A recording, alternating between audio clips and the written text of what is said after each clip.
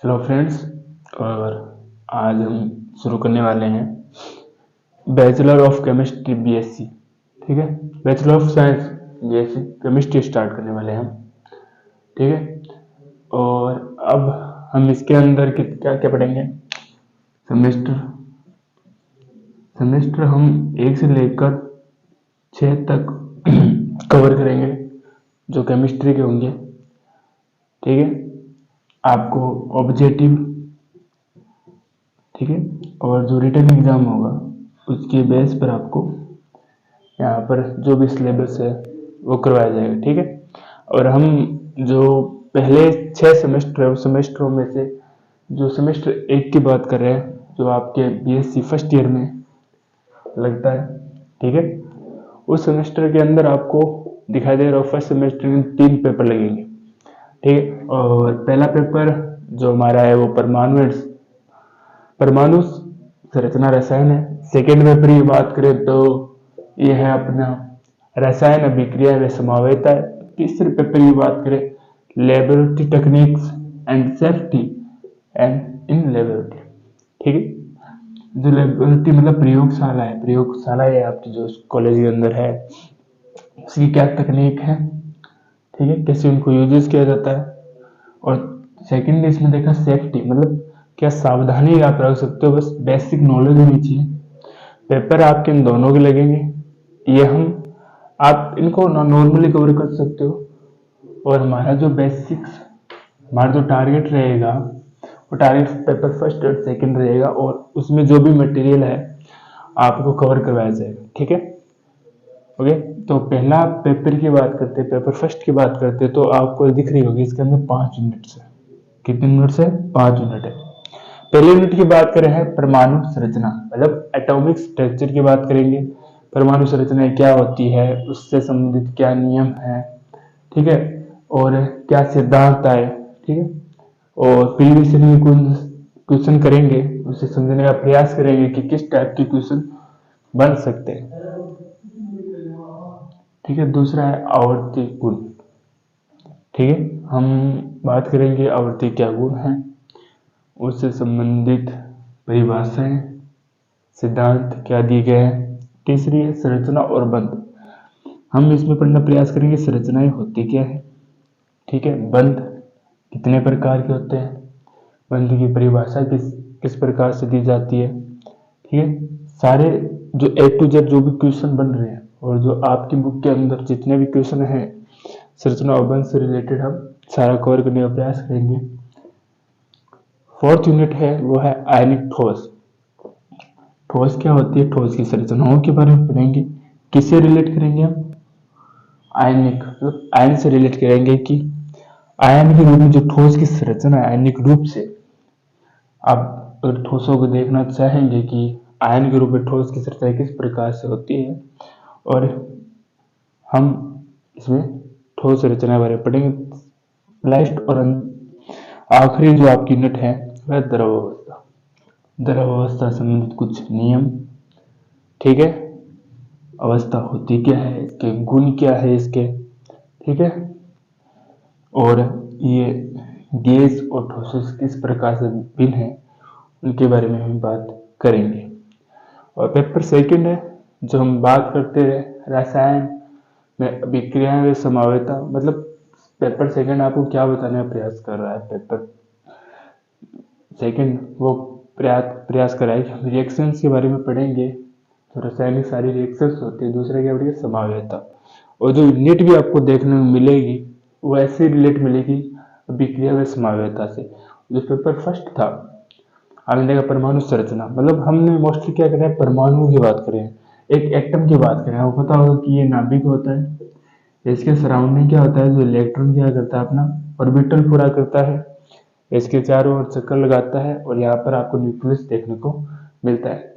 जैसे समझने का प्रयास करें तो परमाणु संरचना, ये हमारे परमाणु है, इसके ही बेस पर हम कुछ चीजें पढ़ने का प्रयास करें। आवर्ती गुण, आवर्ती किस प्रकार से होती है, इससे ही रिलेट करता है संरचना। हम परमाणु की संरचनाओं के बारे में बात करेंगे, उनमें किस प्रकार से बंध पाए जाते हैं। आयनिक ठोस और द्रव अवस्था, आपको पता है कि हर चीज ठोस या द्रव की बात करें, सारे सारे किससे बने होते हैं, परमाणुओं से मिलकर बने होते हैं।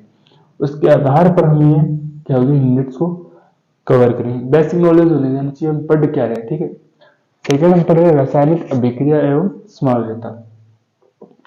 देखो पहले हम पढ़ने वाले रासायनिक अभिक्रियाओं की क्रियाविधि, कि रासायनिक जो अभिक्रियाएं हैं, ठीक है, जो केमिकल रिएक्शंस है ना, उनकी क्रियाविधि क्या है, मतलब किस प्रकार से होती है, कितनी प्रकार की होती है, उनमें हम किन बातों का ध्यान रखना चाहिए, ताप कितना होता है, दाब कितना होता है, ठीक है, ठीक है। और सेकेंड हम पढ़ने वाले कार्बनिक यौगिकों का त्रिविम रासायनिक। कार्बनिक यौगिक, कार्बनिक यौगिक क्या होते हैं, तो सारे यौगिक जिनमें आपको कार्बन देखने को मिलता है, ठीक है, और वे यौगिक जिसमें वो कार्बन से संबंधित होते हैं क्या कहलाते हैं, आपके कार्बनिक यौगिक कहलाते हैं। त्रिविम, त्रिविम क्या होता है, थ्री डी रूप से उसको हम देखने का प्रयास करेंगे। थर्ड यूनिट आपका क्या है, ज्यामितीय संभाव्यता। हम क्या पढ़ेंगे, समावेताओं की जानकारी पढ़ेंगे। समावेता पहले तो होती क्या है, फिर हम ज्यामिति की बात करेंगे, और इससे जो भी रिलेट हमारे टॉपिक्स है उनको हम कवर करने का प्रयास करेंगे, ठीक है। चौथी यूनिट सॉरी आपकी है वो है एल्केन। एल्केन होते क्या हैं, पहले तो आप नॉर्मल समझने का प्रयास करेंगे कि कितने कार्बन होते हैं, ठीक है। जैसे हम एथ में प्रोब्यूट की बात करते हैं, इसमें जो बॉन्ड की बात करते हैं उसमें या सिंगल बॉन्ड होता है, इसके अंदर डबल बॉन्ड होता है या ट्रिपल बॉन्ड होता है, सिमिलर दोनों टॉपिक, लगभग क्या है, सिमिलर है। इसके अंदर हम उनकी रिएक्शंस की बात करेंगे कि एल्केन बनाने की विधि क्या होती है, एल्काइन बनाने की विधि होती है, ठीक है। और जो एल्केन किसके साथ रिएक्शन करके क्या प्रोडक्ट देते हैं आपको, एल्केन के भौतिक गुण क्या होते हैं, भौतिक अवस्था किस रूप से पाई जाती है, ठीक है। ये हम इस प्रकार से क्या करेंगे, अपने फर्स्ट सेमेस्टर है पेपर फर्स्ट और सेकेंड को हम इस प्रकार से कवर करने का प्रयास करेंगे। और जो हम स्टार्ट करने वाले पेपर फर्स्ट की हम परमाणु संरचना स्टार्ट करने वाले हैं, ठीक है।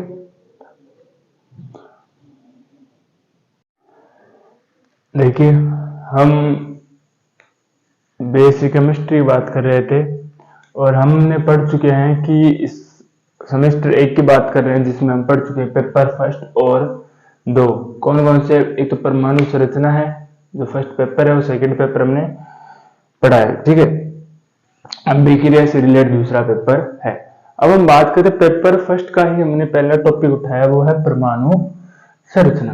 कौन सा उठाया, परमाणु संरचना। परमाणु संरचना जो यूनिट नंबर 1 है, परमाणु संरचना जो यूनिट नंबर क्या है 1 पेपर फर्स्ट में, और पहली यूनिट जो है वो है परमाणु संरचना। उस परमाणु संरचना के अंतर्गत कितने टॉपिक आते हैं आपके, 12 टॉपिक आते हैं, ठीक है। जिसको हम क्या करेंगे, एक के बाद एक अच्छे से समझते हुए क्या करेंगे, इन टॉपिकों को हम कंप्लीट करेंगे, समझेंगे, अच्छे से नोट्स बनाएंगे इनके, ठीक है। इनसे आपका ऑब्जेक्टिव तथा रिटन एग्जाम दोनों के तौर पर हम इन टॉपिक को क्या करेंगे, कवर करेंगे। पहला टॉपिक देखिए आपको क्या है, डी ब्रोगली द्रव्यतय। हमने डी ब्रोगली में जो मैटर है, जो द्रव है, उसके बारे में क्या नियम दिया और कण और तरंगों के बारे में उन्होंने क्या अंतर बताया, उसके बारे में पढ़ेंगे, डी ब्रोगली तरंगों के बारे में, ठीक है। हाइजेनबर्ग ने भी एक अनिश्चितता सिद्धांत दिया, वो क्या था अनिश्चितता सिद्धांत, और इस टॉपिक जो तरंग विचार है जो द ब्रोगली के, उससे किस प्रकार से ये सिमिलरिटी रखता है। थर्ड टॉपिक है हमारा वो है परमाणु कक्ष। परमाणु कक्ष क्या होते हैं, किस प्रकार से परिभाषित हम इनको कर सकते हैं। चौथा टॉपिक है आपका श्रोडिंगर तरंग समीकरण, ठीक है। तरंग समीकरणों के बारे में बताइए जो श्रोडिंगर वैज्ञानिक ने दिए थे, ठीक है। फिर आगे तरंग फलन, उसके वर्ग की सार्थकता। जब ये समीकरण ये चौथा टॉपिक कर लेंगे तो उसके बाद ये जो टॉपिक है तरंग फलन उसके वर्ग की सार्थकता हमें और आसानी से समझ में आएगी।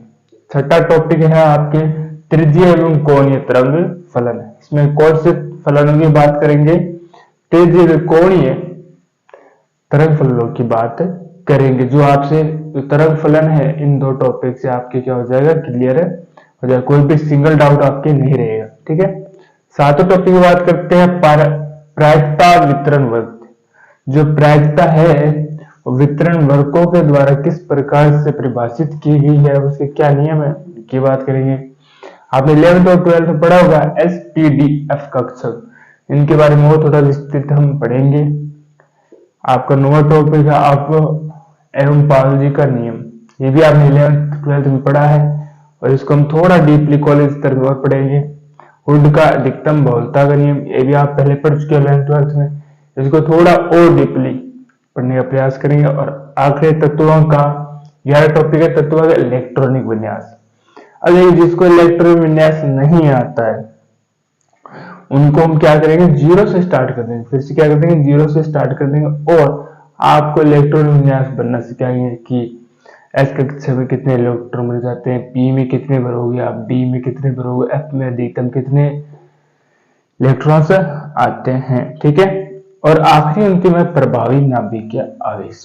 प्रभावी नाभिकीय आवेश क्या होता है कि जो नाभिक, पहले तो नाभिक क्या होता है, ठीक है, उस पर आवेश धनात्मक ऋणात्मक किस रूप से परिभाषित होते हैं। ठीक है, ये जो 12 टॉपिक है आपको मिलकर क्या बनाते हैं, आपकी एक फर्स्ट यूनिट बनाते हैं, पेपर फर्स्ट की परमाणु संरचना की यूनिट बनाते हैं। और इनको हम क्या करते हैं, एक के बाद एक पढ़ने का प्रयास करेंगे। जब आप लगातार एक एक बार मतलब सीक्वेंस वाइज आप पढ़ते जाओगे तो एक के बाद एक नेट होती रहेगी और ये टॉपिक बहुत आसान है। अगर हम आप कंटिन्यूटी के साथ इसको पढ़ते हो, ठीक है, इसमें आप एमसीक्यू, ठीक है, और रिटन एग्जाम में अच्छा स्कोर कर सकते हैं। तो हम हमारी जो पहला यूनिट है फर्स्ट पेपर के फर्स्ट यूनिट का पहला टॉपिक स्टार्ट करेंगे, डी ब्रोगली द्रव तरंगे। ठीक है, देखिए डी ब्रोगली हमारा जो पहले टॉपिक है वो है डी ब्रोगली द्रव।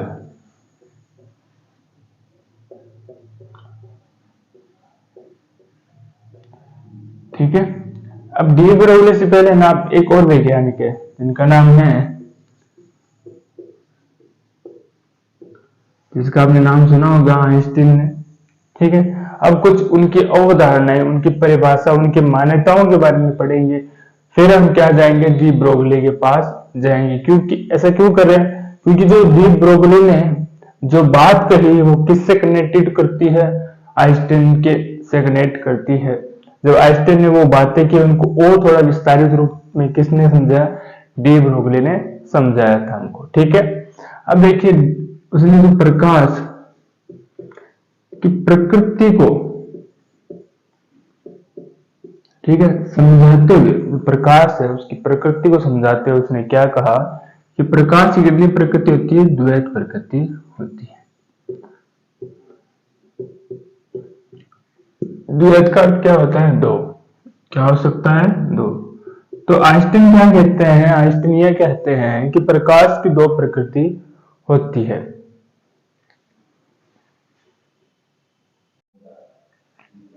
ठीक है, देखो आइंस्टीन ने क्या कहा कि जो प्रकाश है ना उसकी प्रकृति कितनी होती है, उन्होंने कहा कि जो प्रकाश की प्रकृति वो द्वैत होती है। ठीक है, अब द्वैत प्रकृति से क्या अभिप्राय है कि द्वैत प्रकृति से क्या अर्थ निकलते हैं कि सर द्वैत प्रकृति किस प्रकार से होती है। तो उन्होंने क्या कहा, जो प्रकाश होता है ना, प्रकाश, अब देखिए द्वैत का अर्थ होता है दो, क्या होते हैं, दो होता है। ठीक है, दो होता है, मतलब जो प्रकाश किरण है या प्रकाश है वो कितनी तरीके से व्यवहार करता है और किस प्रकार से व्यवहार करता है कि वो दो रूप से व्यवहार करता है। एक तो व्यवहार करेगा वो कण के रूप में, एक किसके रूप में व्यवहार करेगा, वो तरंग के रूप में व्यवहार करता है। एक किसके रूप में व्यवहार करेगा, वो कण के रूप में व्यवहार करेगा, एक क्या करेगा, वो तरंग के रूप में व्यवहार करता है। अर्थात इसीलिए उन्होंने क्या दिया आइंस्टाइन ने, प्रकाश कितनी प्रकृति होती है, दो प्रकृति होती है। ठीक है, अब मन में प्रश्न उठ रहा होगा कि हम कैसे पता करें कि जो प्रकाश की जो प्रकृति है वो कण है या उसकी तरंग है। क्या इसके कोई नियम है, ठीक है, या कोई ऐसे फॉर्मूलाज हैं, या कोई ऐसी बातें हैं जिसको हम पता करके या कुछ हम सूत्रों के द्वारा ये पता कर सकते हैं कि हमें पता चल जाए कि प्रकाश कण के रूप में व्यवहार कर रहा है या वो तरंग के रूप में व्यवहार कर रहा है। तो इसका आंसर है हाँ, कुछ क्या है, इसके नियम है। ठीक है, कुछ ऐसे नियम है जो ये सिद्ध करते हैं कि प्रकाश तरंग के रूप में व्यवहार कर रहा है या वो क्या कर रहा है, कण के रूप में व्यवहार कर रहा है। तो हम पहले बात करेंगे इसकी तरंग की प्रकृति को सिद्ध करने वाले कुछ नियमों की। ठीक है, ऐसे कौन से नियम हैं जो यह सिद्ध करेंगे कि प्रकाश किसके रूप में व्यवहार कर रहा है, तरंग के रूप में व्यवहार कर रहा है। ठीक है, तो इसको सिद्ध करने के लिए दो नियम आते हैं, एक तो होता है विवर्तन, ठीक है, एक आता है व्यतिकरण, ठीक है, एक आता है प्रवर्तन। ठीक है, बेसिकली आप इन तीनों को दिमाग में रखिए। ये तीन नियम हैं जो क्या सिद्ध करते हैं कि प्रकाश की क्या प्रकृति होती है, तरंग की प्रकृति होती है। आपने परावर्तन में पढ़ा होगा कि कोई प्रकाश की किरण इस प्रकार से आपतित होती है और सतह से टकराने के बाद परावर्तित हो जाती है। तो जब आपने नियम पढ़ा तो हम किस गुण की बात करते हैं प्रकाश की, उसके तरंग के गुण की बात कर रहे थे। अगर प्रकाश की तरंग का गुण नहीं हो तो हम परावर्तन, अपवर्तन और व्यतिकरण को नहीं समझा सकते हैं। ठीक है, व्यतिकरण थोड़ा बहुत बता देता हूँ, आगे और उसको डीपली पढ़ेंगे हम कि व्यतिकरण क्या होता है। व्यतिकरण में क्या होती है, जो दो तरंगे होती है ना, वो क्या करते हैं, आपस में अध्यारोपित होकर क्या निर्माण करते हैं, व्यतिकरण का निर्माण करते हैं। ठीक है, समझ में आ गया कि प्रकाश की दो प्रकृति होती है, तो कण होती है, एक क्या होती है, तरंग होती है। और जो तरंग की प्रकृति को सिद्ध करती है वो कुल तीन नियम है हमारे पास, इससे एक दो ज्यादा भी हो सकते हैं। ठीक है, वो क्या सिद्ध करते हैं कि प्रकाश क्या प्रकृति होती है, तरंग की प्रकृति होती है। सेकेंड प्रश्न उठ रहा होगा मन में, कण से संबंधित कौन से दो नियम है, ये कितने नियम है जो सिद्ध करेंगे प्रकाश की प्रकृति है, प्रकाश का गुण है कि वो कण के रूप में व्यवहार आपको दर्शाए। ठीक है, एक तो आप पढ़ोगे प्रकाश विद्युत प्रभाव, प्रकाश विद्युत प्रभाव, ठीक है। दूसरा आप क्या पढ़ोगे, ब्लैक बॉडी इफेक्ट,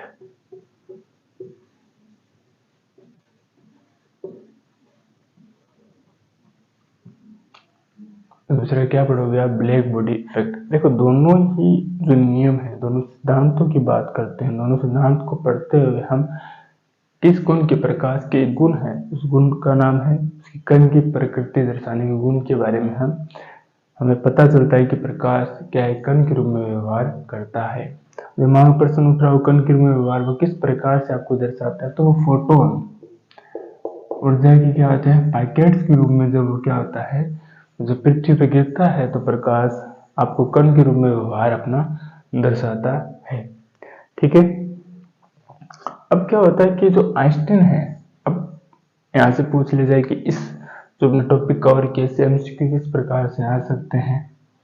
ठीक है, तो इसकी बात करें तो पूछ सकता है कि वो आपसे कि जो आइंस्टीन है उसकी तरंग की प्रकृति को सिद्ध करते हुए निम्न में से कौन सा ऑप्शन आपका सही हो सकता है, निम्न से कौन सा कथन सही होता है। ठीक है, ऑप्शन में आपको ये दे सकते हैं, विवर्तन दे सकता है, व्यतिकरण दे सकता है, सी दे सकता है और डी ध्रुवन दे दिया। कुछ लोग कौन सा सिद्ध नहीं करता तो आप ध्रुवन पर क्या कर लीजिए, टिक कर सकते हैं। ठीक है, या क्या चौथा ऑप्शन ये दे दिया आपको, प्रकाश विद्युत प्रभाव, तो कौन सी प्रकृति को सिद्ध नहीं करता है, ये सिद्ध नहीं करता। अगर ऑप्शन के अंदर आपको ये पूछ लिया जाए, ए और बी ये ऑप्शन दे दिया जाए आपको, प्रकाश की तरंग की प्रकृति को सिद्ध करने वाले निम्न कौन से दो ऑप्शन जो प्रकाश की क्या सिद्ध करते हैं, आइंस्टीन अनुसार कण की प्रकृति को सिद्ध करते हैं। तो ऑप्शन में आपको ए बी दिया जाए, ये वाले दोनों, और सी ऑप्शन दिया जाता है ए और बी दोनों है, और डी ऑप्शन दिया है बी दोनों नहीं है तो आपका ऑप्शन कौन सा सही होगा, ए बी दोनों। ठीक है, इस प्रकार से आपको यहाँ से एमसीक्यू बन सकते हैं। और एक और बन सकता है जो एमसीक्यू है वो बन सकता है कि प्रकाश कितनी प्रकृति को शो करता है, तो प्रकृति को सिद्ध कर सकता है। और अगर कथन के रूप में बात करें तो जो आइंस्टीन का नियम था, क्या वो सभी तरंगों के लिए, सभी पदार्थों के लिए लागू हो रहा था? नहीं, सिर्फ और सिर्फ वो क्या लागू हो रहा था, प्रकाश के लिए लागू हो रहा था। इससे किस प्रकार से प्रश्न बनते मैंने आपको बता दिया। देखो, आइंस्टाइन के बाद में हम बात करते हैं डी ब्रोगली की। किसकी बात करते हैं हम? डी ब्रोगली की बात करते हैं। जहां हम बात करते हैं जो आइंस्टाइन है वो सिर्फ प्रकाश, आगे हम शायद ध्वनि की भी बात करते हैं, ध्वनि पर भी लिटरली लागू होता है। परंतु जो डी ब्रोगली की बात करें हम, डी ब्रोगली क्या कहता है? डी ब्रोगली ऐसे कहता है कि जो ब्रह्मांड के अंदर, पहले आता है कि द्रव क्या होता है, द्रव को क्या कहते हैं? मैटर भी कहते हैं। क्या कहते हैं आप? मैटर भी कहते हैं। जो द्रव है, जो मैटर है, वो क्या होते हैं? वो होता है कि जब ब्रह्मांड हमारे आसपास जो भी वस्तु उपस्थित है उनको किसमें रख दिया गया? उन्होंने द्रव के रूप में रख दिया गया। उन्होंने कहा कि जो सभी वस्तुएं हैं जो हमारे आसपास है वो दो प्रकृति को आपको दर्शाएगी। पहली प्रकृति है कण, दूसरी क्या है? तरंग है। ठीक है, क्लियर हो गया कि जो ब्रह्मांड के अंदर जो भी वस्तुएं हैं वो दो प्रकृति को शो करेगी, एक तो कण करेगी और एक क्या करती है? अपना तरंग की प्रकृति को शो करेगी। अब किस प्रकार से करती हैं? डी ब्रोगली ने कैसे अपने समीकरण के द्वारा ये समझाया कि कोई भी वस्तु है कब कण की प्रकृति शो करेगी, कब तरंग की प्रकृति को शो करेगी, हम आगे बढ़ेंगे।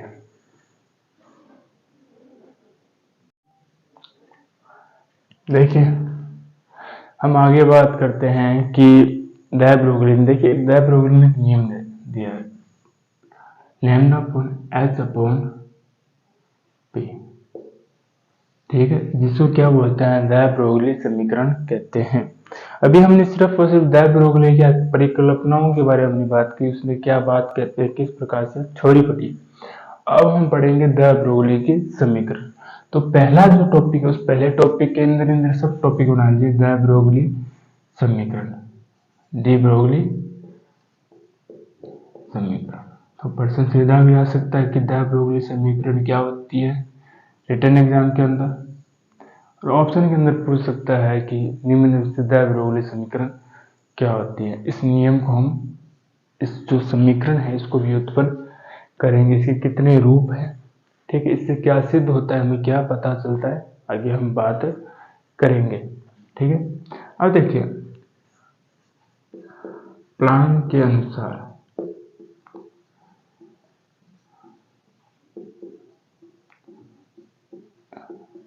ऊर्जा E बराबर sorry E equal to h upon nu. ये क्या है? यहाँ पर प्लांक ऊर्जा है। ठीक है, और आइंस्टीन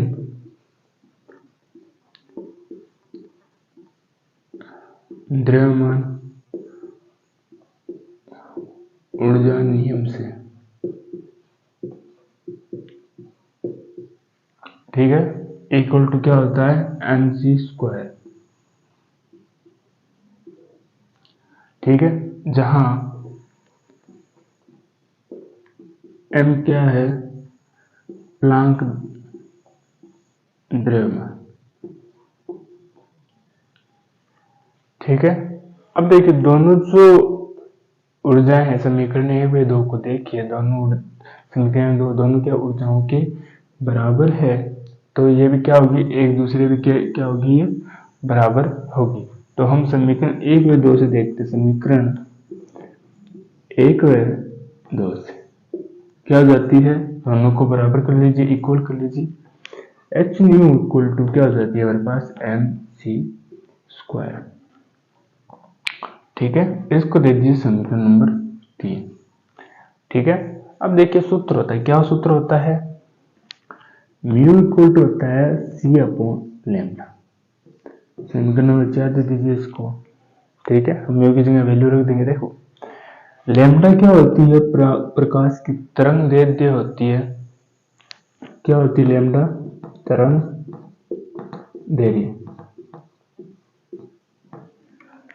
ठीक है, लैम्डा क्या है? अब प्रकाश की तरंग दैर्ध्य है। और अगर बात करें हम किसकी? सी की। क्या है? हम किसकी बात करते हैं? सी की। तो सी क्या है?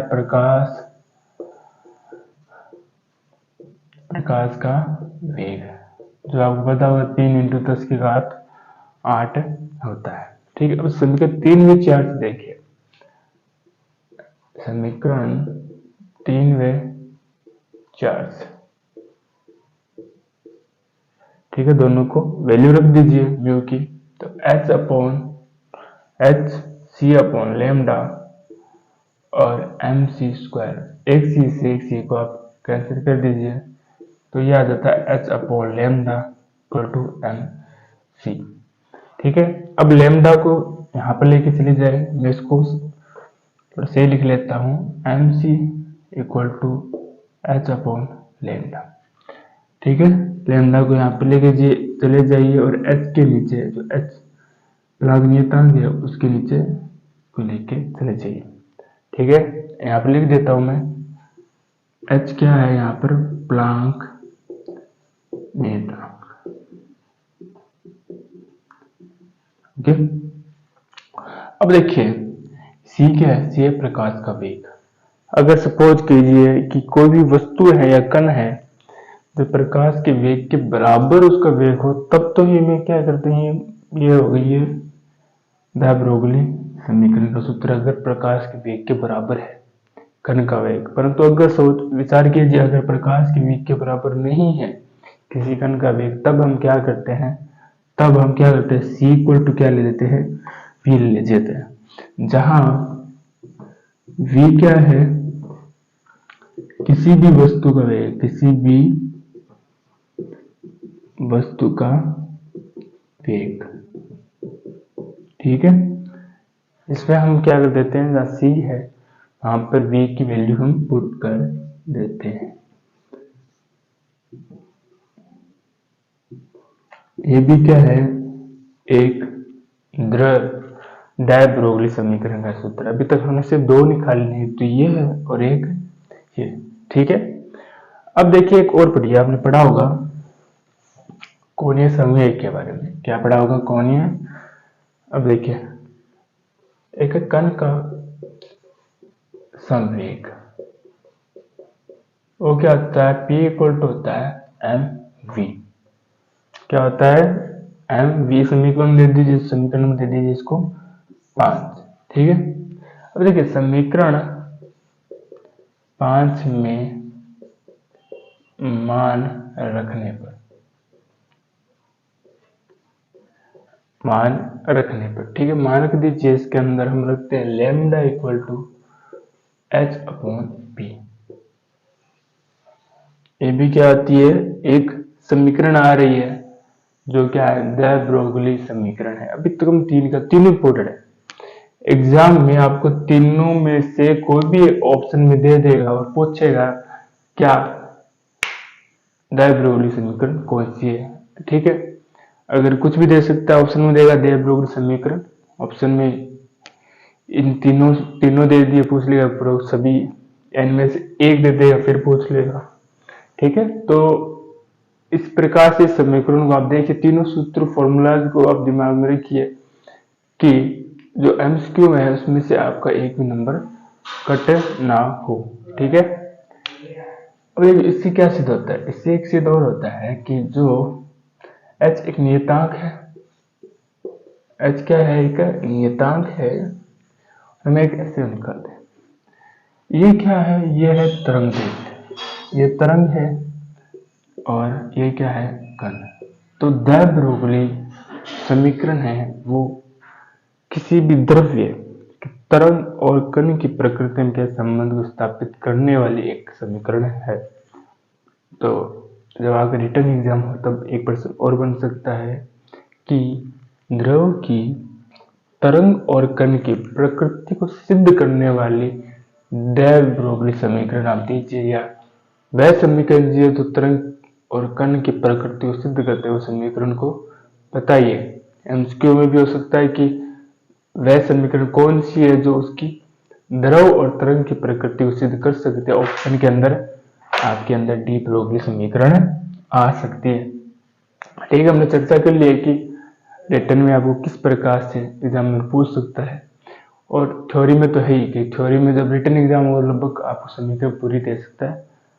ठीक है, अब देखो इससे क्या सकते सूत्र निकलेगा हमारे पास, मैंने कहा था। अब देखिए लैम्डा इक्वल टू तो ये निकाल दिया, और पी की जो वापस वैल्यू रखोगे तो क्या आता है, एक एम वी होता है। लैम्डा इक्वल व्युत्क्रमानुपाती क्या होता है, एम वी होता है। ठीक है, अब देखिए जैसे जैसे हम एम क्या है यहाँ पर, किसी भी पदार्थ का द्रव्यमान है, वी क्या है यहाँ पर, वेग है। मैंने कहा ना किसी भी पदार्थ के लिए हम क्या निकाल सकते हैं, ब्रोगली समीकरण। किसी पदार्थ का हम पता कर सकते हैं, या वो कण की प्रकृति को शो करेंगे, या क्या शो करते हैं, तरंग की प्रकृति को बताते हैं। जैसे इसकी मार्कर की बात करता हूँ, अगर मुझे पता करना है कि ये कण की प्रकृति को शो करेगा या वो तरंग की प्रकृति को शो करेगा, कैसे पता करूं। देखिए मैं मानता हूं कि इसका वेग है 10 मीटर पर सेकंड से, मैं इसको क्या करता हूँ, फेंकता हूँ कहीं पर, और इसका द्रव्यमान मान लेता हूं मैं 2 ग्राम है। ठीक है, 2 ग्राम और 10 मीटर पर सेकंड से वेग से मैं कहीं इसको ऐसे फेंकता हूँ, तो इसमें क्या उत्पन्न होगा, संवेग उत्पन्न होगा। क्या उत्पन्न हो जाता है, इसमें संवेग उत्पन्न होगा। ठीक है, अब देखिए जितना अधिक उसका द्रव्यमान होगा तो वो क्या करते हैं, जितना अधिक उसके अंदर द्रव्यमान, बात तो सुनिए, अच्छे सुनिए, कि जिस वस्तु के अंदर जितना अधिक द्रव्यमान है ना, वो क्या शो करेंगे, कण की प्रकृति को शो करेंगे, और तो तरंग की प्रकृति को उतना कम शो करेंगे। अगर किसी वस्तु के अंदर आप विचार कीजिए, किसी वस्तु के अंदर द्रव्यमान ज्यादा है, क्या है, उस वस्तु के अंदर द्रव्यमान ज्यादा है, तो वो क्या प्रकृति शो करेंगे, कण की और तरंग की प्रकृति को कम शो करते हैं। ठीक है, एक कथनों में रूप में आ सकती है, लाइन बनकर आ सकती है कि जब किसी वस्तु का द्रव्यमान अत्यधिक हो, क्या हो, ज्यादा हो, तो कौन सी प्रकृति को शो करेंगे, कण की, और तरंग की प्रकृति को वो कम शो करते हैं, कम दर्शाते हैं। ठीक है, समझ में आ गया। मतलब लगभग अधिकतम वस्तु है ना जो हमारे चारों ओर है, वो आपको कण की प्रकृति को दर्शाती हुई मिलती है।